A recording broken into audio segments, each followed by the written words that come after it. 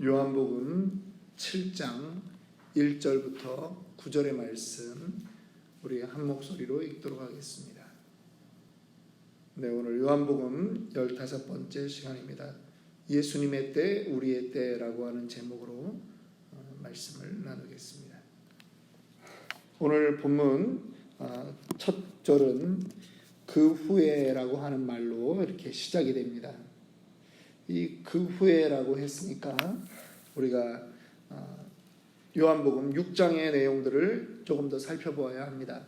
요한복음 6장에는 먼저 오병이어의 기적이 있었고, 그 다음에 무리를 걸으신 예수님의 그 기적 사건이, 표적 사건이 있었습니다.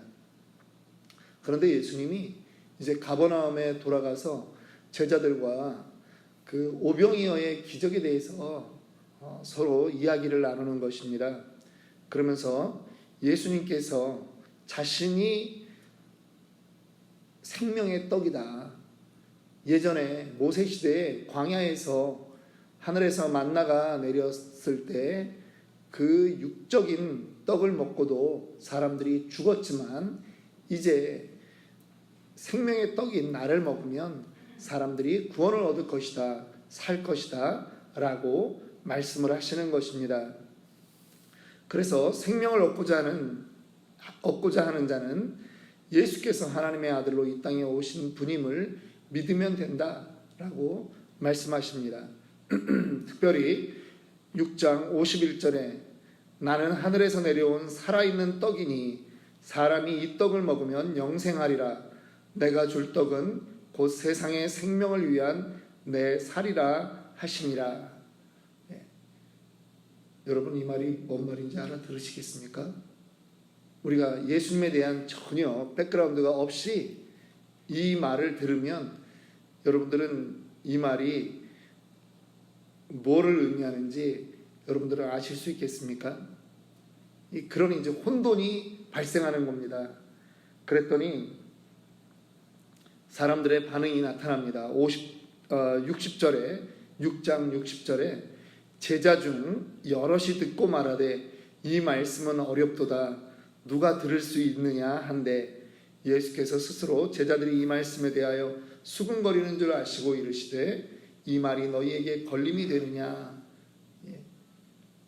제자들 중에 그 많은 예수를 따르던 사람들이 지금 수군거리고 있는 겁니다. 이게 뭐 도대체 뭔 말이야 이러는 거죠.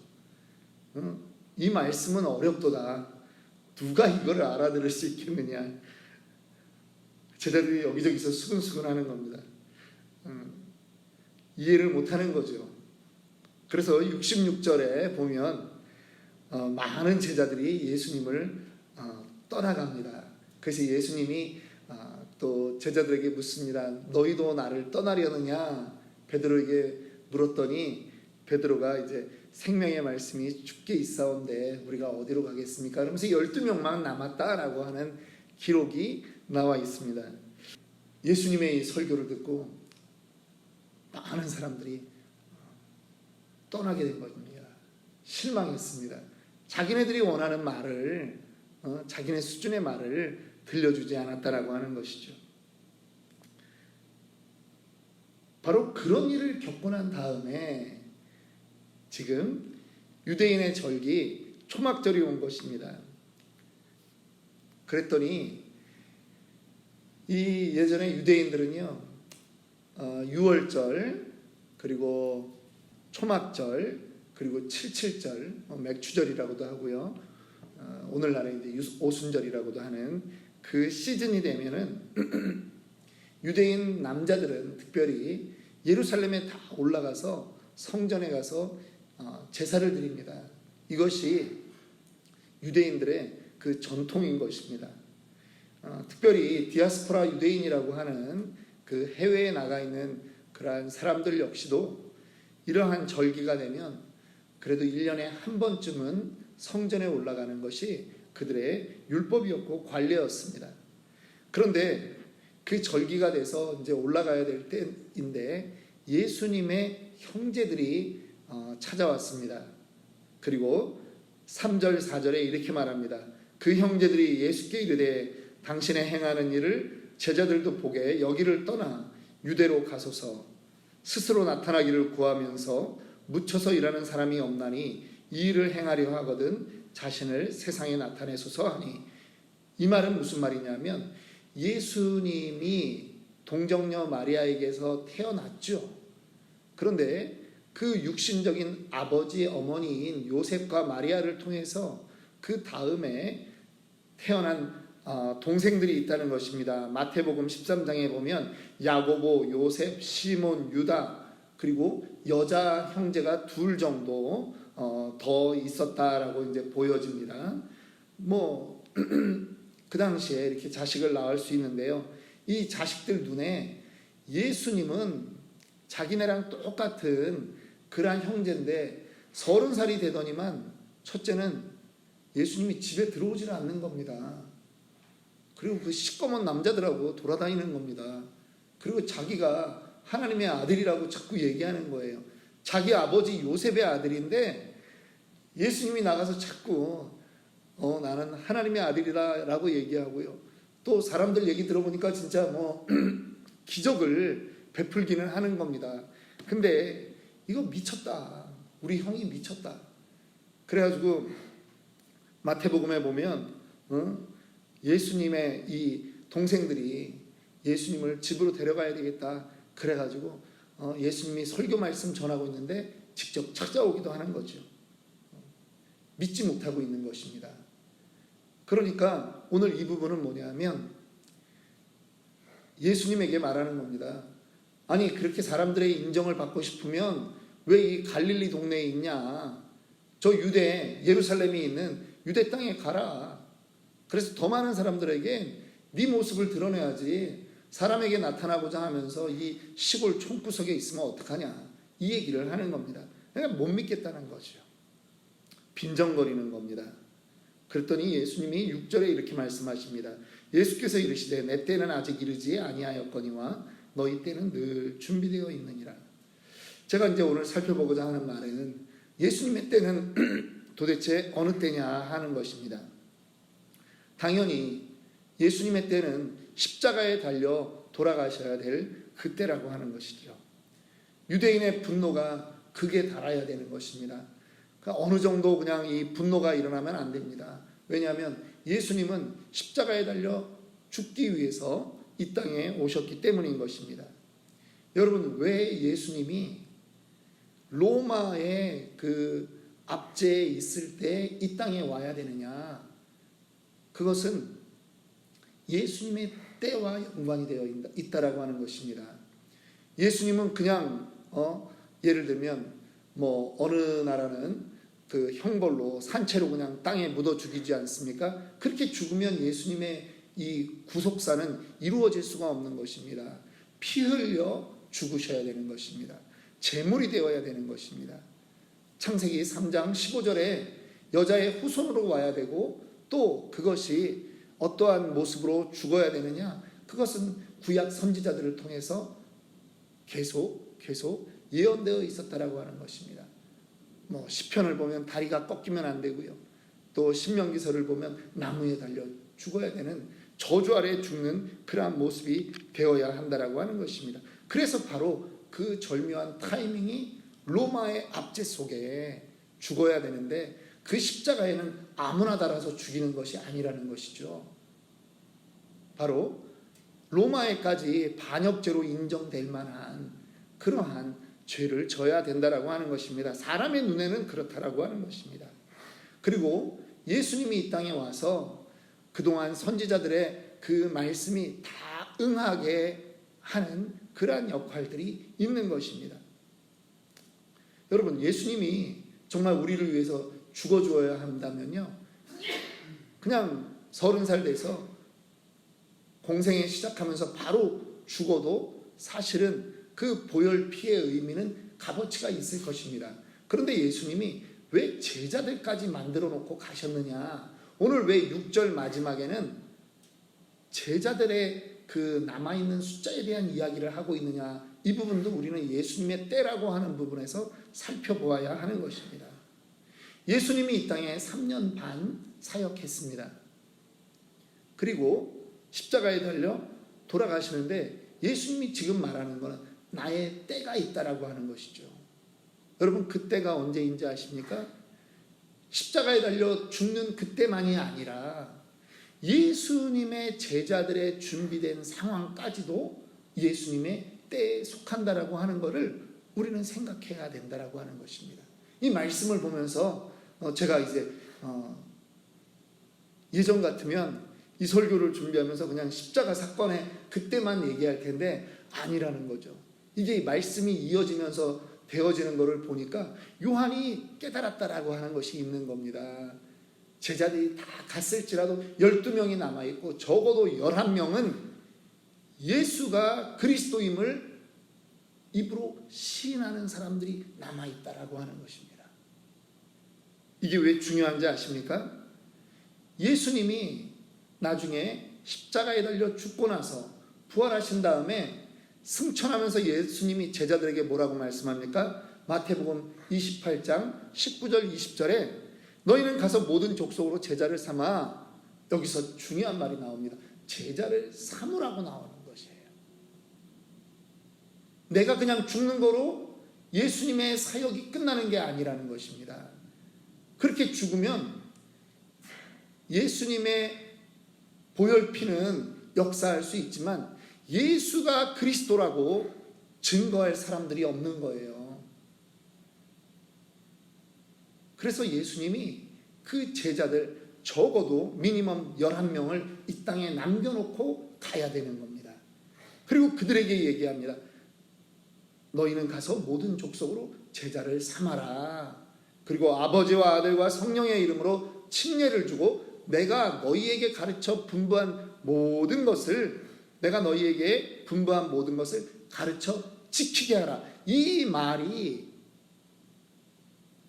작동할 수 있도록 예수님이 제자들과 교육을 했어야 되고 관계를 만들어 놨어야 되고 그들이 믿을 만한 그 기적들을, 사인들을 예수님이 남겨야 된다라고 하는 것이죠.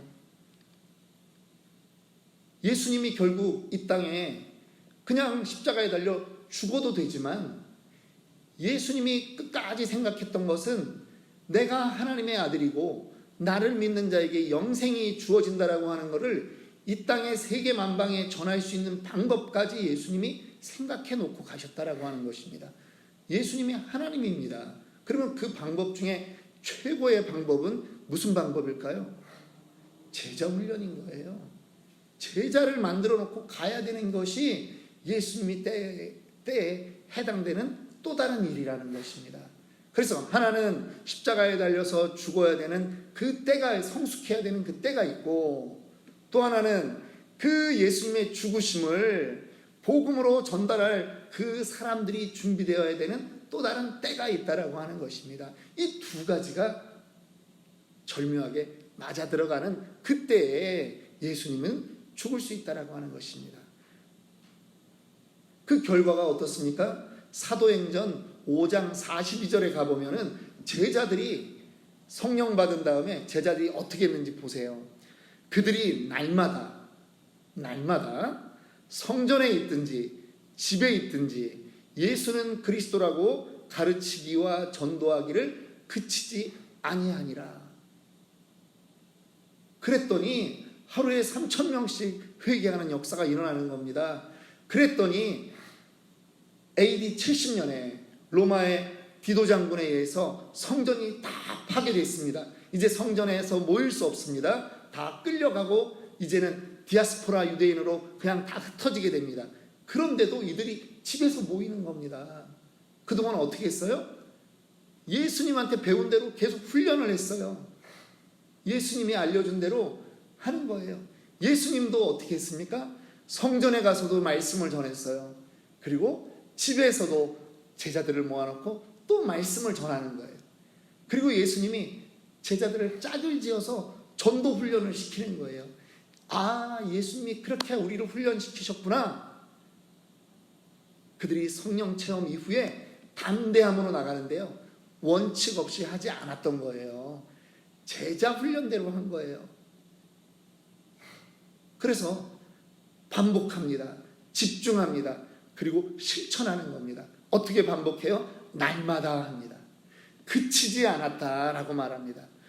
집중합니다. 뭐에 대해서 집중해요? 예수가 그리스도라고 하는 것만 전하는 거예요. 뭐 이런저런 뭐 세상 얘기하는 거 아니에요. 예수가 그리스도라고 전하는 거예요. 그리고 실천하는 거예요. 가르치기도 하고 전도하기도 하는 거예요. 전도해서 예수 믿겠다고 하는 사람이 있으면 집에 데려와서 또 가르치는 거예요. 뭘 가르쳐요? 예수가 그리스도라고. 그 우리 교회의 복음은요, 여러분 복잡하면 안 돼요. 우리가 왜 여기서 3분 복음 메시지를 자꾸 1년에 저희가 한 미니멈 전반부에 한 2개월, 후반부에 2개월 정도 그 전도 초청 잔치를 앞두고는 저희가 매주 예배 시간에 합니다. 왜 외우라 그럽니까? 예수 복음이 단순한 거예요. 사람이요, 복잡한 말 많이 들어서 변할 것 같습니까? 안 변합니다. 단순한 거 가지고 변해요. 근데 사람이 어디 가서 제일 많이 변하는 줄 아세요? 논산훈련소. 해병대 진해 해병대 훈련소 가서 6주면 사람이 다 바뀌어요. 뭐만 하니까. 제식훈련, 그리고 총검술, 그것만 배우는 거예요. 제식훈련 뭐예요? 차렷, 열중샷, 경례, 쉬어, 좌양좌, 우양우, 뒤로 돌아, 앞으로 가, 좌로 돌아가, 우로 돌아가, 뒤로 돌아가. 이것만 가르치는 거예요. 계속 밥 먹고 이것만 반복합니다. 사관학교 애들도 마찬가지예요, 여러분. 들어갈 때는요, 건들건들하게 그렇게 들어갑니다. 그런데 6주 지나면 사람이 확 바뀌는 거예요. 많은 걸 배워서 바뀌는 게 아니라요, 핵심만 정확하게 반복하면 바뀌게 되어 있습니다. 목사님들이요, 성도들 숫자 늘어나는 거에 대단히 기분 좋아하고 열광합니다. 그런데 속는 겁니다. 자기 설교의 화려함 때문에 성도가 늘어나고, 야, 우리 목사님 설교 너무 좋아. 제가 설교를 못해서 이런 말을 하는 게 아닙니다. 이게 원칙이기 때문에 제가 이런 말을 하는 겁니다. 그래서 성도 늘어나는 거 좋아해봤자 소용없다라고 하는 얘기예요. 예수님의 설교가 우리 설교만 못했겠습니까? 그런데 예수님이 설교의 본질적인 것, 내가 생명의 떡이다라고 얘기했더니 그 수많은 제자들이 다 떠났다라고 하는 거예요. 결국은 누구? 12명만 남는 거예요. 그 12명이 나가서, 11명이 나가서 예수가 그리스도라고 전하는 거예요. 여러분들, 오늘 제목이 예수님의 때와 우리의 때라고 하는 제목입니다. 예수님을 의심했던 제자가 있습니다. 도마입니다. 그런데 이 도마가 예수의 부활을 경험하고 예수님의 손을 만져본 다음에, 옆구리에 손을 넣어본 다음에 그의 인생이 변했습니다. 그리고 전설에 의하면 그는 인도까지 가서 복음을 전하다가 순교했다라고 말합니다. 예수의 그 3년 배웠던 그거 가지고 전도하는 거예요. 무슨 말 했을까요? 예수가 그리스도다, 예수가 구세주다, 예수를 믿어야 산다라고 하는 그 한마디 한 거예요. 예수님의 때가 궁금한 것이 아니라 예수님의 때는 이제 우리가 알게 되었는데 여러분의 때는 언제냐라고 하는 것입니다. 여러분들이 신앙생활을 이렇게 오래 하면서 이제 나가서 예수가 그리스도라고 전하는 그때는 도대체 어느 때, 얼마나 더 기다려야 되느냐라고 하는 것입니다. 예수님이 우리에게 도전합니다. 내 때는 아직 아니다. 그런데 예수님이 3년 반의 공생애를 마치고 돌아가셨습니다. 예수님의 제자들이 예수님의 그 때를 깨달았습니다. 그리고 자기네들이 은혜를 받고 나니까 나가서 전하는 겁니다. 이제 예수를 믿는다고 하는 우리는 도대체 언제 우리는 입을 벌려 예수가 그리스도라고 담대하게 전할 것이냐 하는 것입니다. 저는 오늘 여러분들에게 그러한 도전하기를 원합니다. 예수를 여러분들이 얼마나 믿었건 간에 복음은 단순한 것입니다. 복음의 핵심이 무엇입니까? 예수께서 우리의 죄를 대신하여 십자가에 못 박혀 죽으시고 부활하셨다라고 하는 그 사실을, 그거를 전하는 것입니다. 여러분이 누군가를 예수 믿게 바꾸는 것이 여러분의 책임이 아니라는 것입니다. 전하는 게 책임인 것입니다.